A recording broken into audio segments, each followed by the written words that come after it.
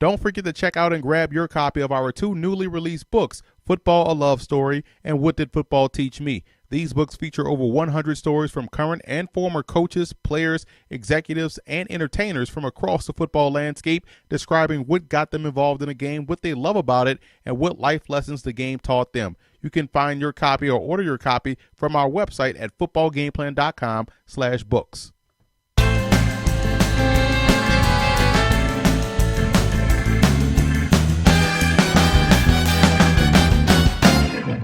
Welcome to footballgameplan.com, where football makes sense. I'm Emory Hunt, the czar of the playbook, here with Teron Davenport, and we're at the 2015 Heisman Trophy press conferences. Today is Friday. Tomorrow is the ceremony. But while we're here, Teron, we want to take a look. We've honored the guys that are here.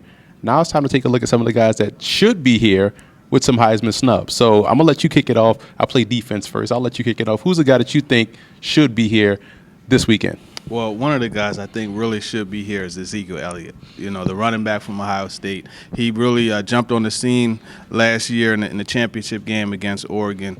And you look at what he's done this year, 10 straight 100-yard games. His streak was broken by Michigan State, but he came back with his signature game, 214 yards rushing against Michigan. He's a guy I really think should be here. We talked in the past about some of the guys who have been the focal point of the offense and the guy that the defense is focused on. Well, I mean, let's face it, there's been some struggle at the quarterback position with Ohio State, but one guy that's consistently shown up is Ezekiel Elliott.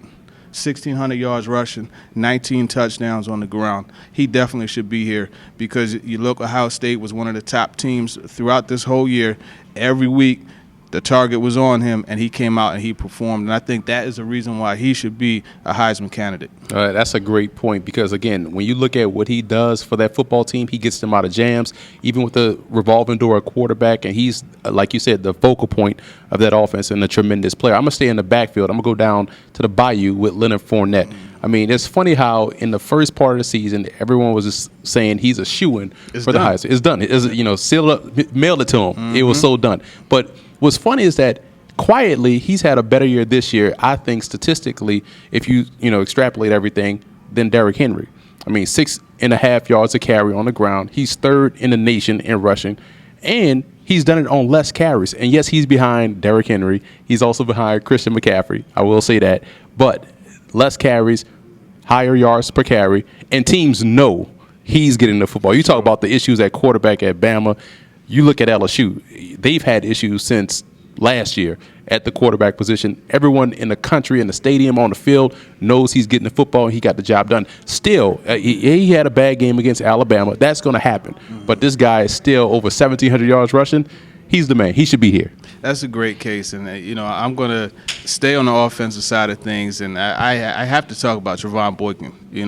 A lot of people look at him as a guy who should move the receiver. I don't think that that's necessarily the case. He has 3,500 yards passing this year. So he's proven that he can make plays in the pocket. He's proven that he can make plays on the move. And with Josh Doxson, they've become one of the best quarterback and wide receiver tandems. So I think Boykin should be considered.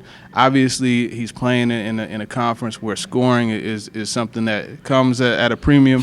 But at the same time, week in and week out, he's another one that performs. Deshaun Watson is a candidate, and I think that Trevon Boykin is every bit as good of a quarterback as Watson. But here's the thing with Boykin. Coming into this year, he was expected to be a guy that would be a Heisman finalist, but he still delivered with an outstanding season. Obviously, you have the injury that he had to overcome, but Boykin is a guy that should also be here, all-purpose quarterback, but most importantly, he is a quarterback. And I really like Boykin. He's a guy that I like to watch as well. And you mentioned all-purpose. I'm going to stay with the quarterback position and go a little bit down to Maryland, in Annapolis, with Keenan Reynolds, the quarterback of Navy. I mean, listen, first of all, the fact that he represents the Naval Academy and has done a lot of great things there, a 4-year starter, that's hard to do. He's made Navy a powerhouse. Teams don't want to play Navy.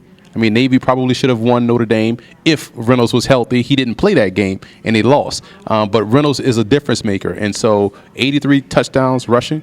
He's broken Monty Ball's touchdown record. He's a quarterback. He has the most career touchdowns for the quarterback at that position. And let's not undersell his passing ability. Career-wise, you know how hard it is to pass, out that triple option. But he has 29 touchdowns, only 8 interceptions. I think just on pure statistics alone, Reynolds should be here. He probably should be a strong candidate to win it if he was here, but he definitely should be here. Yeah, you definitely want to see the Navy quarterback here. And as you mentioned, you look at what he's done throughout the year, and he's caused a lot of terror to opposing teams.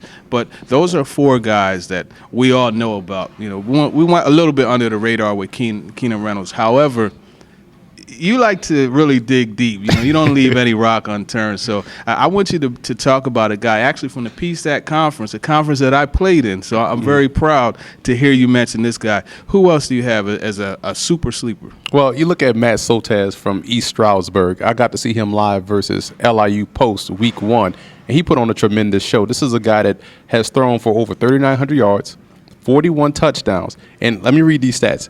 Versus Shippensburg, which is a great football program, by the way, in the PSAC. Kuhn as well, the fullback for Green Bay. 40 out of 70, 594 yards, 9 touchdowns. So, and that was an overtime thriller, which he threw the game winner to beat Shippensburg. Also, you look at the fact he followed up next week. I'm glad you mentioned you played at Cheney, because he followed up next week versus your squad, 28 of 38, 419 yards, 7 touchdowns. The guy is outstanding. He's a fun player to watch, and just on the strength of getting a lower level guy in here. I talked about it before, how since Steve McNair and since Randy Moss at Marshall, we haven't seen a lower level guy get this high, and it was just amazing in itself that those guys were able to be here. So I think Soltesz has put up a great number. He's probably going to win the Harlan Hill Trophy, which is the Division II equivalent to the Heisman Trophy, but he's definitely a player that should have been here. Yeah, I agree. And hey, look, man, when you mentioned the PSAC guy, I have to smile because that is my conference, and I probably represent the PSAC. So that was a good find right there, mentioning that quarterback. Well, I'm always with good finds, and you can find more of our Heisman coverage on our website at footballgameplan.com/Heisman.